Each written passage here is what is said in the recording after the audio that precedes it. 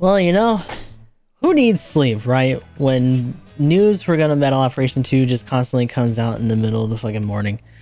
What's going on, everybody? This is Gustav the 13th here with another quick video update as we get the October 2022 drop for GBO2 news. So we did know a little bit of this already thanks to, as it says here, the tournament. They actually mentioned some of that in there when it came to the October stuff, which they immediately kick off with. Halloween is around the corner, and we of course are getting the usual update, which includes recon unit container discovery rate being upped, Halloween only guaranteed mobile suit special supply drops, and limited fall missions available. And of course, the elephant in the room, which we already knew about, the Zaku-headed Zeta Gundam. So we have Autumn. The fun thing about this is that it's actually going to be from the limited missions. At first we were kind of speculating that it might have actually been for the banner, but that was a little silly. And as it turns out, yes, it is going to be a limited mission suit. And as I was thinking and kind of hoping, it actually got bumped down a cost to $550 because it can't transform and yada yada. So that's pretty cool. Source from Double Zeta Sortie Limited grounded in space general unit with a cost of $550. In order to return the Zeta as a part damaged in battle, he used the know-how of the junk shot to forcibly connect the head of an adrift Zaku, so it can assist in the front line as soon as possible. So that's pretty neat. Also the Zaku head, gotta love that. Zaku head is also available as a costume item from the base camp to match the mobile suit. And also, it looks like we're getting the Zeta. The head of the original Zeta Gundam is also available. It would be happy if you could change it to have fun at the base camp. Look both awesome and surreal side by side. So I'm hype about that. That's pretty neat. Hopefully we do have one of those scavenger hunts again like we did before. Yeah, here we go. In addition, limited items, arm hugging Gog and the mask dual hand have been popular in the past Halloween campaign, will also be available again. Pals who have not yet acquired them should take advantage of the opportunity to get them. Oh, so that's a rerun for that part. I mean, they're still really cool. The arm hugging Gog is something that I think I've had on my person forever. So that's really cool. So people have a chance to get that again after, you know, the drop and all that good stuff. Now we have something that I wasn't really expecting regarding the modification of existing elements. By GBO2, not only new elements are implemented and events taking place, long-time existing elements are improved and adjustments in order to make them easier to play than ever before. We will introduce some of the improvements that have been made in this update. Let's see, so modification of display settings and switching of ally info. In the current screen, ally info is displayed in the upper left of the screen, and the display can be turned on and off by pressing and holding the L3 button, but always show or holding the button or pressing the button once option features are added. Okay, so for people who didn't like that you were, you know, fucking white knuckling your controller and returning that off sometimes, you can just have it always show, which is nice. Or also just pressing the button once, which is neat. Honestly, I don't mind the hold. Pressing the button seems like it's just going to happen more often, especially with the sensitivity on the PS5 controllers, but now you have options, which is always nice. In the past, there was a case where the display button on and off by mistake. Setting method has changed the long press L3 button in order to prevent the occurrence of the mistake, but it couldn't prevent it fully enough. Since different people have different playing styles, it would be more problematic if we can no longer be switched instantly. Therefore, a modification has been made to expand the options. Ally info can be selected as always show or holding the button or pressing the button only once. So I can appreciate that. Honestly, I'll probably just put it to always show because for me, there's no real reason to not have it on. Other people obviously don't care, or, you know, just have other ideas in terms of, if they're doing things for other, like recording purposes, yada yada. Here's something else though. Modification of existing mobile suits. We'll explain the overall adjustments by the information to be released at a later date, but here are the details of two mobile suits that have been undergone relatively large-scale adjustments. So the Gun Cannon 2 is finally being touched. Right here, we're talking about the Subweapon Beam Cannon feature adjustment. Subweapon Beam Cannon requires focusing as high power, excellent range, and penetrating performance, but it has a little lacking in the number of stats to support its allies. By the next update, it'll be changed that requires focusing to normal shooting available focus weapon. Depending on the situation, you'll be able to use both normal and focus fire in combat. Let's fucking go! So when this first dropped, the Gun Cannon 2 kind of had two purposes, and it's fitting that it's being shown here on support base because it had one of the few suits, especially a support suit, that had double jump, so it can actually get up on those HLVs that are in there, and it could actually just put itself up there and start nailing people from afar. Obviously, they took that out after a while, and it kind of ran out of different really high height places to just hang out. Obviously, there are still some people that use this thing, but it's not super common. So having a little bit more flexibility by just being able to do neutral firing on top of charge firing, obvious and really good change.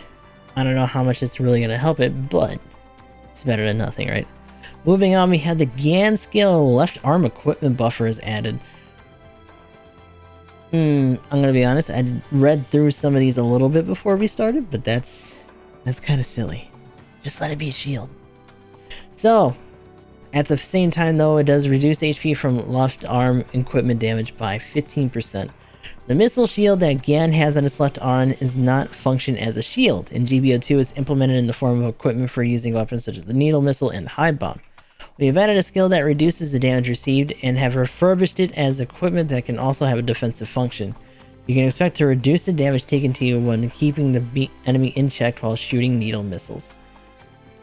I mean, I guess it's nice that it has a buffer. I would have rather it just been a shield and just give a shield mastery, but you know what, whatever. It's better than nothing.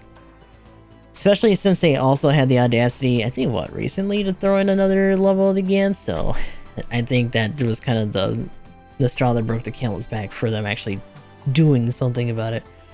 Hopefully we also have some other extensive changes for these two in particular. We'll just have to see, but here's something really cool as we move down more. Added and adjusted the top level of custom parts. So, unlock the upper level of existing custom parts. Higher levels of existing custom parts will be unlocked on the day of the update. By equipping high-cost mobile suit with beam-based equipment in large number of slots, you can expect to improve weapon handling. So we're talking oxygen level 5. Ranged beam weapons recover from 20% faster. Space frame 3, talking increased HP by 600, increased thrusters by 7. And we have 80 DCS level 2. Increased recovery time for status effects by 30%. Reduction doesn't stack for different levels of the same part. So, cool. This is something else that we'd actually talked about before too. Not only just getting new parts, but also getting higher levels of parts that had already been introduced. So, obviously, definitely appreciated there. Hopefully the distributions of the slottage needed for these is respectable, at least doable, in things that aren't just flat out 700s that are already boosted, yada yada, but we'll just have to see. Adjustment of existing custom parts. Among the existing custom parts, we will focus on those who have a low usage in battle, giving additional effects and adjusting consumption slots. We hope that this update it will expand the range of options for custom parts to equip. And last but not least, and this is the thing that we actually, I think, got first before we even caught wind of the update itself, we would also like to introduce the new mobile suit that will be added to the lottery distribution right after the update. Unit weapons, skills, and features will be introduced in a special video, which we actually have right here, so let's hit that up real quick. Honestly, I was going to try to do this as a separate thing, but fuck it, I might as well just talk about it while we're here, so let's go. Clip. Active Purge. Pressing the touchpad performs an evasive maneuver and sends the propellant tank on the back flying forward. After the propellant tank is removed, thruster consumption increases during high-speed movement, but mobility will be increased. So this is something that we've talked about for a while. The idea of actively purging stuff, we always use the Alex and the Chobam armor as a example of that, but here we are having it with fuselage, which is kind of cool because there's a fair amount of suits that also have this. Obviously, Stein being this ace suit, actually having the ZA on the end of it and all that stuff, it's probably something that's going to only be especially for this, but if we get unit adjustments for that for other suits that have fuselage like that, that'd be amazing. But moving on.